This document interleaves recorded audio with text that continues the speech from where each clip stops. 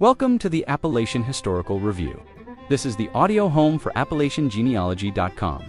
Each week, we dig into the records, migration paths, and the real stories of the people who settled the Appalachian Range. We're here to look at the actual documents and the everyday lives that define our heritage. Now, let's step into the records and look at what the documents themselves reveal. Imagine you buy this beautiful piece of land. You hold the deed, you pay your property taxes every year, you build a house, maybe you even plant a garden. Right, the classic American dream. Exactly. And in most of the country, there is this comforting expectation of total control. You assume you own that property from the sky above your roof all the way down to the center of the earth. But step into the legal landscape of Appalachia, and that clean, binary concept of ownership just completely shatters. It really does. It forces us to confront this bizarre reality where you can legally own the grass you are standing on, but a multinational corporation owns the dirt 6 inches beneath your boots. Which is wild. Oh, totally wild. And more importantly, the legal system historically viewed their dirt as far more important than your grass. Welcome to the deep dive. Today, we're taking a massive stack of sources on Appalachia and bypassing the cultural surface entirely. We are going straight down to the legal bedrock. Yeah, we're talking property law, the literal mechanics of land ownership, and centuries of historical loopholes. It's a lot to cover. We have this landmark 1983 study on Appalachian land ownership.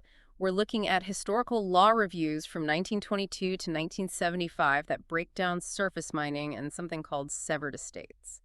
We also have these modern policy papers from the Appalachian Heirs Property Center and some incredibly detailed insights into the legal architecture of Appalachian women's land tenure. So, okay, let's unpack this, because synthesizing these documents reveals that the defining narrative of this region it's not isolation or folklore. No, not at all.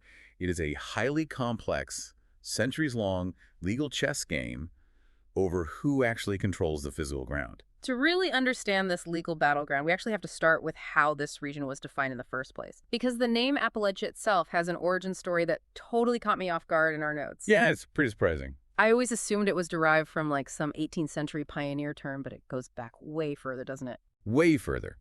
The timeline is actually startling.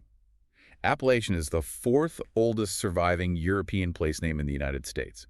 We have to rewind all the way to 1528. Wait, 1528? Yeah, 1528. There was the Narváez expedition, which was this Spanish exploration party. They were moving inland along the northern coast of what is now Florida. Okay. And they encountered an indigenous village near present-day Tallahassee.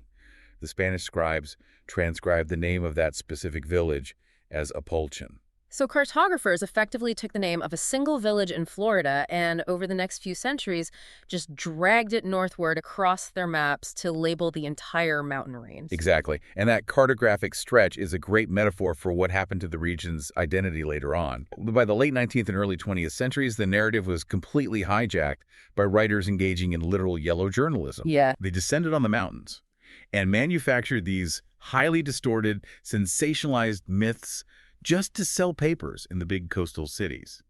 They portrayed the inhabitants as universally uneducated, isolated and entirely cut off from the flow of modern civilization. Think of the tropes that eventually became comic strips like Lil Abner or movies like Deliverance. Precisely. But I'm looking at these historical accounts and I have to admit some confusion. I want to push back on the idea that this was all just media invention. Sure. Because the famous Mountain Clan feuds, the Hatfields and McCoys, for instance, those were real documented events. They weren't just fiction printed in New York papers. Weren't there actual bloody conflicts happening up in the hills? Oh, the violence was absolutely real. But the mainstream journalistic explanation of why it happened was completely backward. How so? Well, the papers painted these feuds as the natural product of profound ignorance and lawlessness. It was just isolated families shooting at each other over a stolen pig or a spilled drink. Which is the stereotype. Right.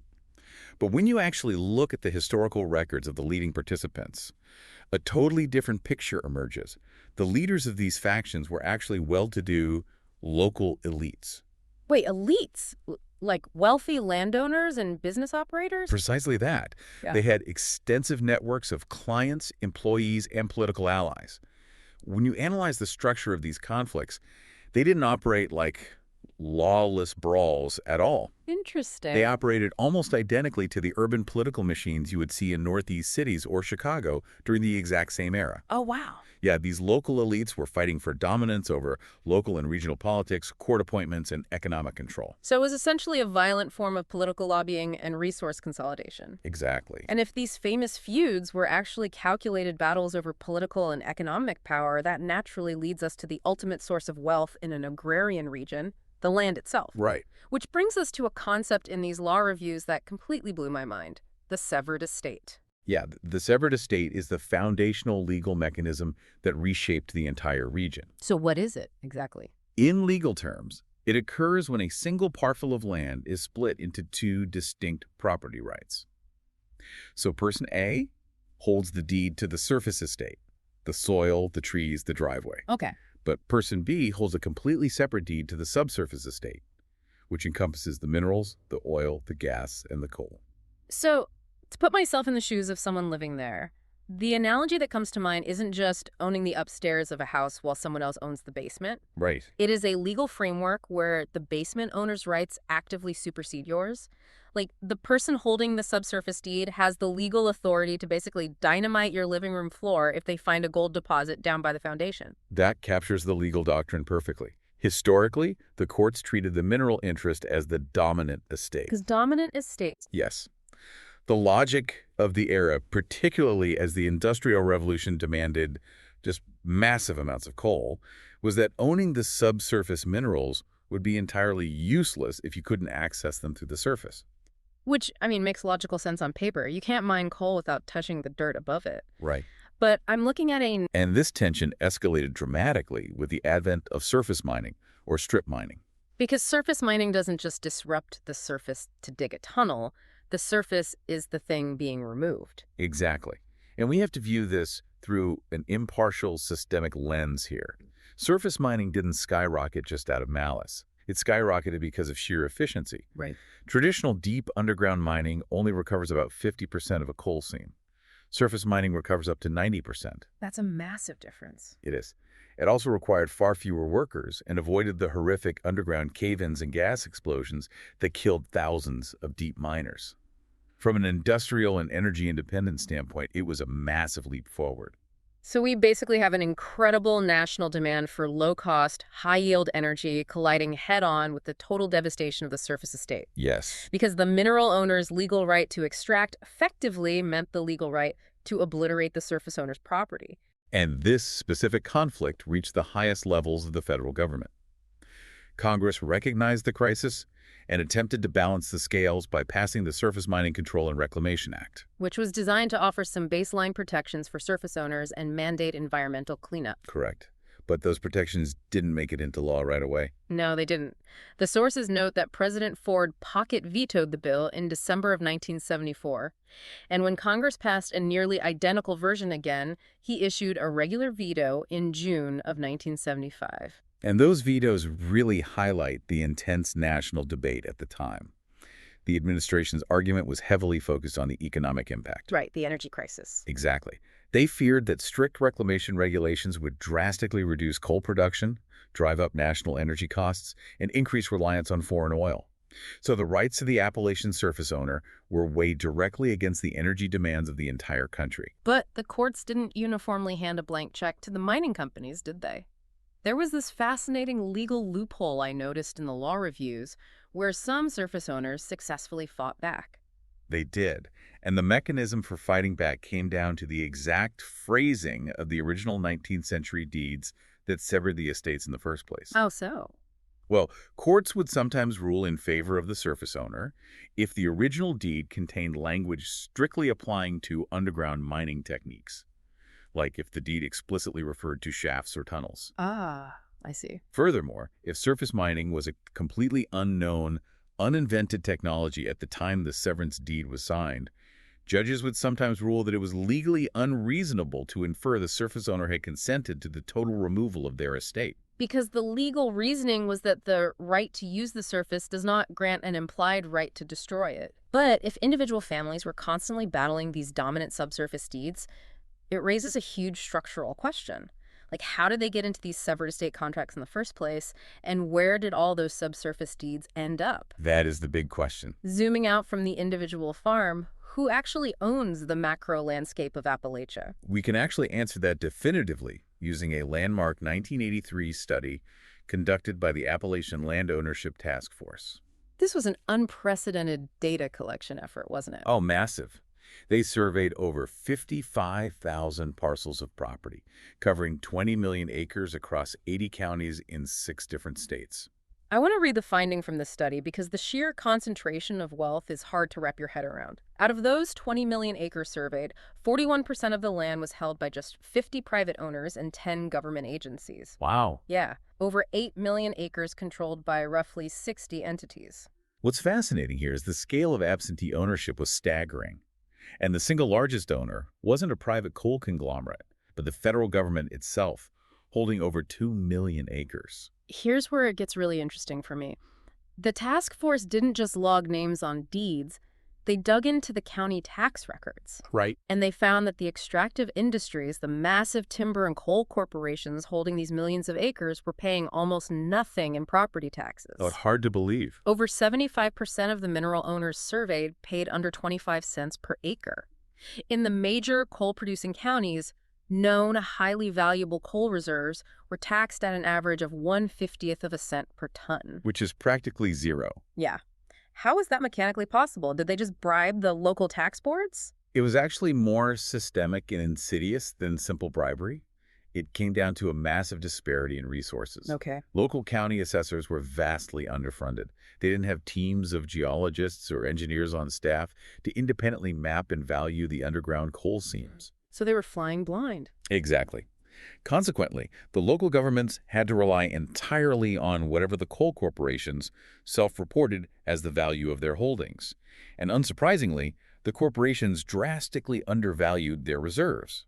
Combine that with state tax codes that often favored agricultural or unimproved land, and the extractive industries legally shielded billions of dollars in wealth from local taxation. Which creates a profound historical irony. Think about the 1960s. President Lyndon B. Johnson literally stood on the front porch of a home in Inez, Kentucky, to publicly declare the federal war on poverty. Right. The whole country was shown images of deep Appalachian destitution.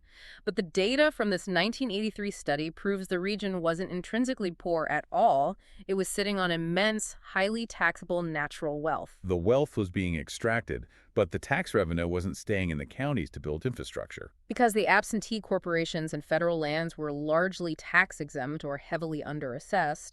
Yes. So the burden of funding basic local services, schools, roads, emergency services, fell disproportionately on the small local surface owners. I'm putting myself in the shoes of those local families. Yeah. You don't own the minerals below you.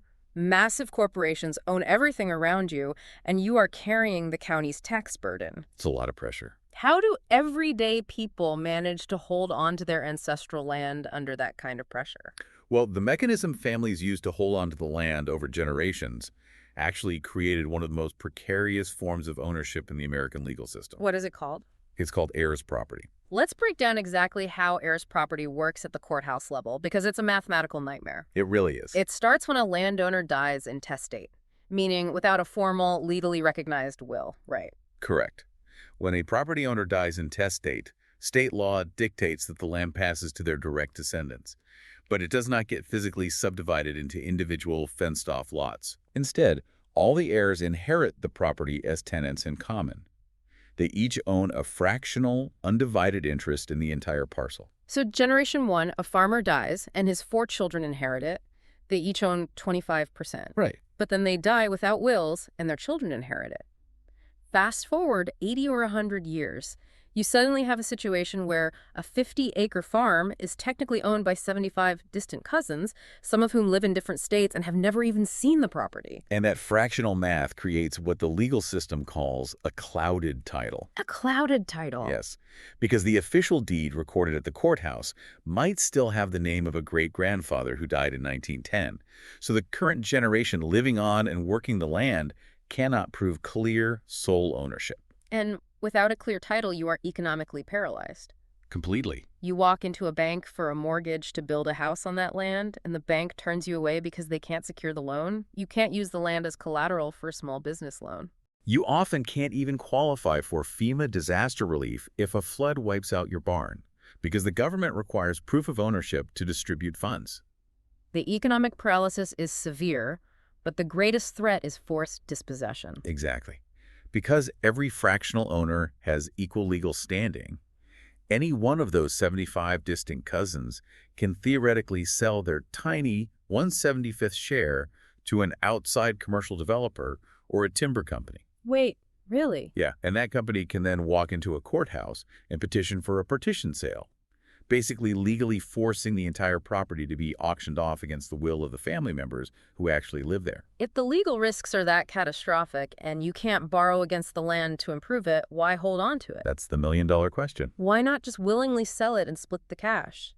Well, the answer is that this isn't commercial real estate to these families, it is the home place. Right. It serves as a vital emotional and cultural anchor, keeping geographically dispersed kin networks connected to their heritage and to each other. And fortunately, there are modern legal interventions designed specifically to untangle this math.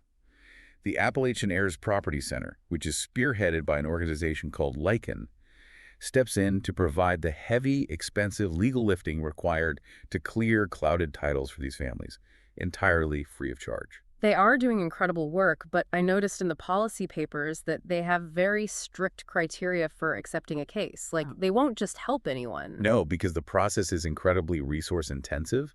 It requires genealogists and lawyers to track down every living heir. So what are the rules? So LiKEN requires that there be 30 or fewer heirs involved. There can be no active, hostile litigation among the family members. And most crucially, the family must have a unified intention to keep the land in the family. Rather than utilizing the free legal services just to secure a clear title for a commercial sale. Exactly. What really struck me is their endgame. They aren't just clearing a title and walking away. They are helping these families transition to a completely different economic model called agroforestry. Which is fascinating. Yeah. Instead of the traditional route of clear-cutting the timber for a one-time cash payout, agroforestry requires a healthy, standing forest. It represents a sustainable shift. Once the title is clear, the family can legally access agricultural grants. They can begin cultivating high-value, non-timber forest products in the understory. We are talking about shade-grown medicinal herbs like ginseng and black cohosh, tapping maples for syrup, or cultivating culinary mushrooms. It is a brilliant mechanism that builds climate resilience, improves the local ecology, and generates sustainable intergenerational wealth. The idea of using legal structures to protect intergenerational wealth and family autonomy is a perfect pivot to our final source, because this isn't a modern invention. Not at all. When we look back at the historical documents, Appalachian women were using incredibly sophisticated legal architecture to protect their land hundreds of years ago. The ingenuity of these women is remarkable, especially when you understand the massive legal barrier designed to stop them. Which was what? That barrier was the English common law doctrine of coverture. Coverture. Under coverture, a woman's legal identity was essentially suspended the moment she got married. Yes. The law subsumed her identity into her husband's. She generally couldn't sign contracts, sue in court, or independently manage real estate. The law effectively viewed the husband and wife as a single legal entity, and that entity was controlled entirely by the husband. Yet the historical records show women consistently found and utilized workarounds, and the most vital of these legal tools was a concept known as dower. Let's break down the mechanics of dower, because our sources cite things like Kentucky Statute 392.020, which is dense with 19th century legalese about an estate and fee and a life estate. How did this actually function for a family? Let's translate that statute. Dower was a legally recognized property interest designed to prevent widows from becoming destitute. Okay. In Kentucky, for example, the law evolved to ensure that when a husband died, the widow received an estate in fee, meaning absolute outright ownership of 1/2 of the surplus real estate after debts were paid. Furthermore, she received a life estate in 1/3 of any real estate owned during the marriage. Okay, so a life estate means she legally controls that 1/3 of the property for as long as she is alive. She can live on it and profit from it, but she can't sell it out from under the children who will inherit it after she passes. Exactly. But the true power of dower wasn't just what happened after the husband died. It was the leverage it provided while he was still alive. How so? Because the wife held this legally guaranteed future right to the land, a husband could not sell the family farm and provide a clean title to the buyer unless his wife explicitly consented to waive her dower rights. So it functioned as an interlocking legal shield. The husband controlled the present management, but the wife held a silent veto over the permanent disposal of the land. Right. If she didn't want the farm sold, she simply refused to waive her right, and the buyer would walk away because the title wasn't clean. And the courts actually recognized this leverage and the potential for husbands to coerce their wives into signing. They did. Yeah. To prevent this, they instituted the privy examination. A judge or court official would physically separate the wife from her husband and interview her in private, under oath, to ensure she was waiving her property rights of her own free will. That is wild. In addition to dower, the sources detail the heavy use of trusts. Oh yes, trusts were huge. If a father wanted to leave property to his daughter, but new coverture would instantly hand control to her new husband, he would deed the property to a designated trustee. The trustee held the physical piece of paper, but the legal trust explicitly stated the land was for the sole use and benefit of the daughter. And that legal mechanism completely bypassed the husband. It shielded the land from the husband's debts or creditors. Right. It allowed the married Appalachian woman to independently collect rents, manage farm finances, and supervise sharecroppers, totally outside the restrictive bounds of coverture. If we connect this to the broader picture, these legal tools perfectly align with the reality of Appalachian kin networks. They really did. The culture heavily relied on female management of homesteads, especially in an economy where men frequently migrated out of the mountains for seasonal work. Trusts and dower rights were the legal scaffolding that allowed that cultural reality to exist within a patriarchal court system. It completely reframes our understanding of the region. So what does this all mean? When we discard the yellow journalism and look at the bedrock, we see that Appalachia is the site of a profound, ongoing contest for control. Yes. You have elite factions utilizing feuds as political machines. You have the dominant legal doctrine of severed estates pitting surface rights against a nation's demand for coal. You have thousands of families trapped in the fractional math of clouded titles, fighting to clear their names and build sustainable agriculture. Exactly. And you have generations of women utilizing trusts and life estates to quietly control the destiny of their family farms. It is a centuries-long tug-of-war over the dirt itself. And as we consider that tug of war, I want to leave you with one final structural paradox derived from the 1983 task force data. Okay, let's hear it. We noted that the single largest absentee landowner in Appalachia is the federal government, holding over 2 million acres. Because it is federal land, it is completely tax exempt. The government only provides minor in lieu payments to the local counties. Right. Consider the implications of this.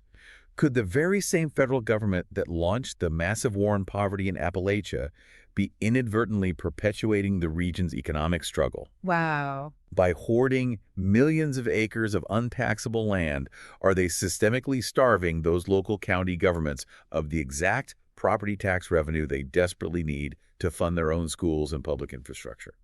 That is a staggering paradox to consider. The entity arriving to fix the poverty might be structurally contributing to it simply by taking up so much space on the county tax map. It's definitely something to think about.